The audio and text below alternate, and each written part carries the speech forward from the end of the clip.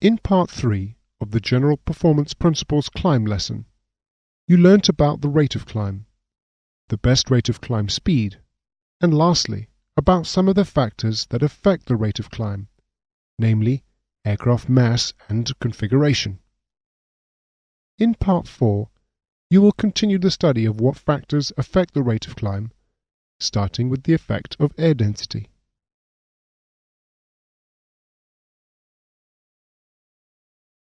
Density is another important factor that affects the rate of climb. However, density also affects a lot of the variables in the formula for the rate of climb. Shown here is an expanded rate of climb formula, reminding you that power available is thrust multiplied by true airspeed, and that power required is drag multiplied by true airspeed. Let's just focus on the power available for the moment. Decreased density will decrease the thrust, but it will also increase the true airspeed.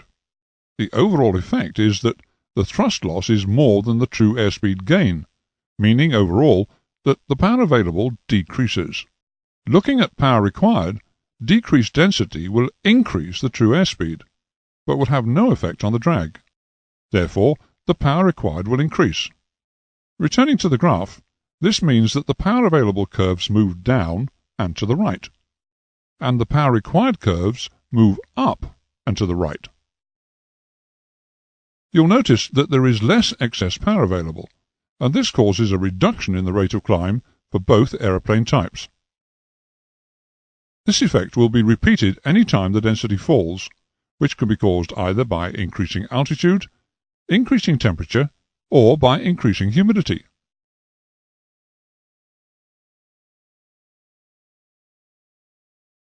We stated previously that the true airspeed for Vy increases with decreasing density. As pilots, we fly using indicated airspeeds, and therefore it's important to understand what happens to the indicated airspeed of Vy. In order that we may understand, a further explanation is needed. Shown on screen is a graphical representation of the relationship between indicated airspeed and true airspeed with altitude. We've already stated several times that with decreasing density or increasing altitude, the true airspeed must increase in order to maintain the same indicated airspeed. This graph shows the true airspeed increasing for a constant indicated airspeed. However, returning to Vy, we stated that the true airspeed for Vy increases slightly with altitude, as density decreases. You'll notice that if the true airspeed increases slightly with altitude, the indicated airspeed will decrease. In fact, Vy will eventually reduce to become the same value as Vx. This means that Vy, expressed as indicated airspeed, is actually decreasing as altitude increases. So, in summary, reduced density decreases the indicated airspeed of Vy and decreases the rate of climb.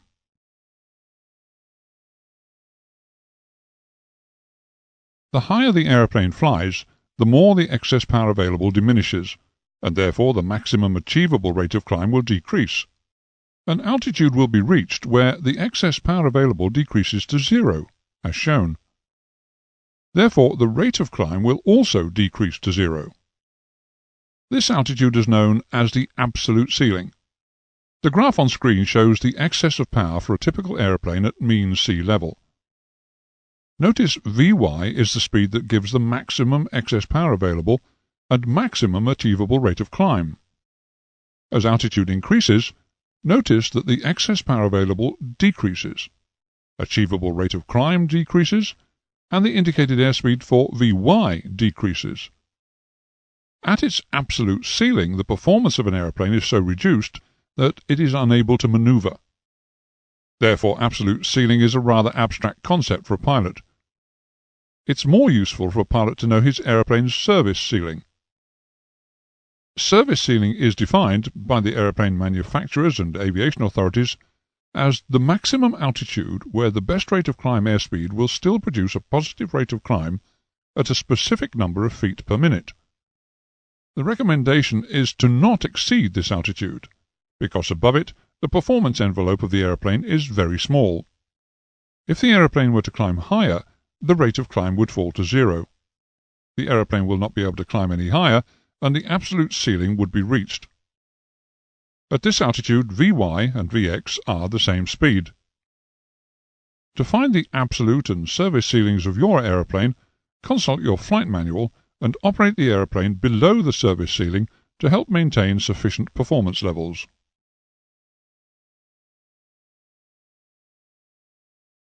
To demonstrate the effect of wind, let's return to the original concept of the rate of climb.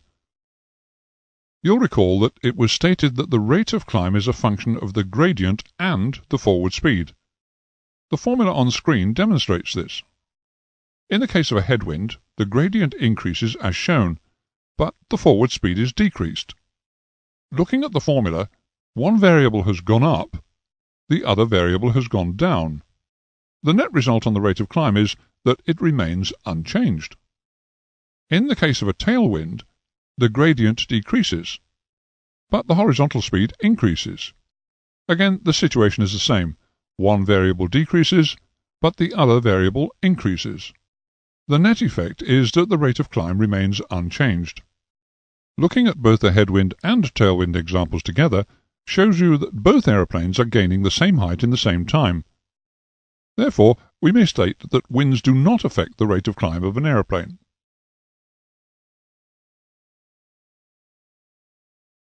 The last part of this lesson will deal briefly with some of the formulae you've seen so far, and how to rearrange them to suit various scenarios and questions. This first formula is the formula for the gradient of climb. The triangle on the right is a useful tool to help you rearrange the formula for any required situation. For example, if you were asked to calculate the weight, then the formula would be the thrust minus the drag over the gradient. Or, if you needed to calculate the thrust minus the drag, in other words the excess thrust, then take the gradient and multiply it by the weight. The second formula relates mainly to obstacle clearance type questions. Earlier on you were shown a typical obstacle clearance problem, and the formula used was the one shown on screen. Again, by using the triangle it's possible to rearrange the formula. If you were required to calculate the horizontal distance, you would use the vertical distance divided by the gradient. However, you may more commonly be asked to calculate the vertical distance. The vertical distance is found by taking the gradient and multiplying it by the horizontal distance. The last formula is very similar to the previous one. Instead of vertical distance, we have vertical speed, which is the rate of climb. Instead of horizontal distance, we have horizontal speed, which is the true airspeed. If you were required to calculate the gradient, then you would use the rate of climb divided by the true airspeed. Or if you were required to calculate the true airspeed, you would take the rate of climb and divide it by the gradient. Lastly, to calculate the rate of climb, take the gradient and multiply it by the true airspeed.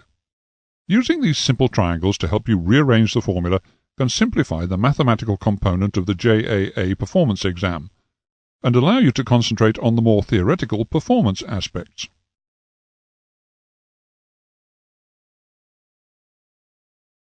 This completes the lesson on climb performance.